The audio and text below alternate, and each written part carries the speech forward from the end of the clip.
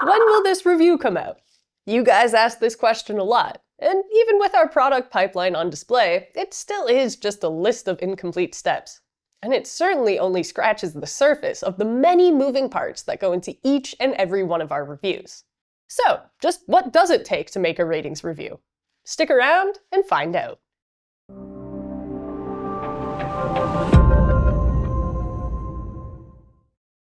The first step in the whole process is buying the product.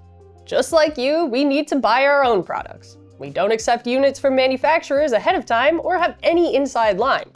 When you can buy the product, so can we. For the very simple reason, we want to experience what a customer experiences, what you experience. And as you know, sometimes that means a forklift hits your TV in the warehouse and it still shows up on your doorstep anyway. Sometimes that means your headphones arrive, and they make a humming sound you just can't tune out. But if it all goes well, the product comes into the office, and the process begins. So my name is Mike, and I am the inventory coordinator. And I'm the guy who buys the products and unpacks all the products and makes sure that they work. Sometimes it could be 10 products in a day, depending how busy we are in our season. Sometimes it could also be 30 in a week. Usually when it's like the height of TV season, I'll get like 10 to 15 TVs in a week. What's your least favorite product to unpack? Microwaves. So the main product and all the accessories get a label, and nothing usually, hopefully, gets lost. So labeling everything is extremely helpful, considering that we can go through like a couple hundred products a year.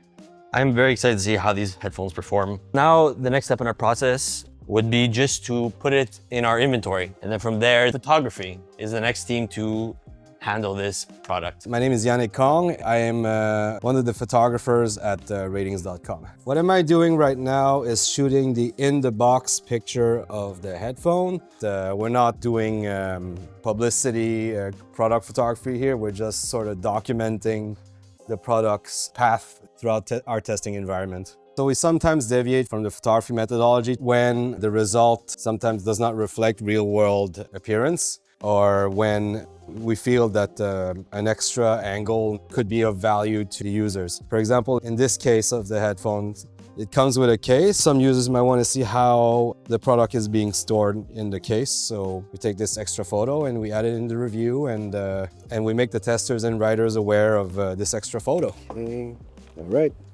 and done. After that, the product heads to the most rigorous process of all, testing.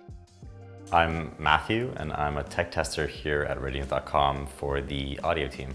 This is our noise-isolated box. So right now we're in a noise-isolated room. So it's treated for reverb and echo from inside the room, and also treated for noises outside the room. On top of that, we have an elevated box here, so vibrations from the floor don't get through to the testing rig that's inside of it. This is the dummy head that we use for all of our frequency response testings. So it's a whole combination of sound dampening, sound testing, but this is the real pride and joy of the box. It's nice to delve into like the really nitty-gritty specifics of each product. Test to see if it's worth its salt. You know, if everybody's calling it the best thing ever, does it really represent that? Is it really that, or is it just a lot of marketing? And sometimes a product will have like a feature that isn't necessarily advertised, but that interrupts our testing, that our testing rig doesn't account for. A subtle feature that might interrupt our testing is something like that, like a sensor or a product that doesn't play nice with our equipment. It is sort of a limitation at a certain point of our testing is the equipment that we're using. So a lot of my job is to factor that out. I'm really familiar with this equipment, so my job is to make sure that there's nothing in the way, like the results, the product and the results that we get at the end of the day. So our reviews are at the end of the day what a user not necessarily wants to hear, but what they expect to hear as a source of truth, as something that's data-driven, that's not BS, that's not made for likes. It's made to show you how the product really is.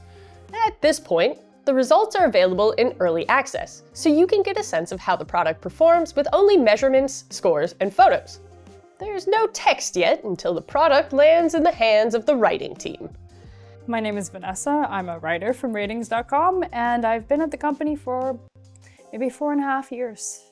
I'm working on the written portion of the Sonos Ace. I really like writing the sound boxes because I absolutely love hearing a pair of headphones. I love sitting in a dark room and just listening to my audio, knowing it's part of my job, and just enjoying how something sounds, or alternatively, really despising how something sounds, but being able to put words to it.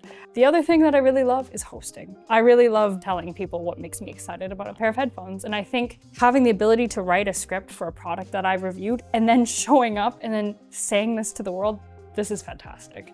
I wouldn't have it any other way. My name is Megan. I am lead content editor at Rtings.com. My role in the whole pipeline of the review as the lead content editor, I either edit the thing myself, or once one of my team members does, I am the person who hits the publish button once it's finished. So we're really the last step right before it makes it to the website and into everyone else's hands. Basically, any text that you see written on the website is something that me or one of my team members have looked over. With the review published in full, we take it one step further by summarizing the review in the form of a video, as produced by our video team.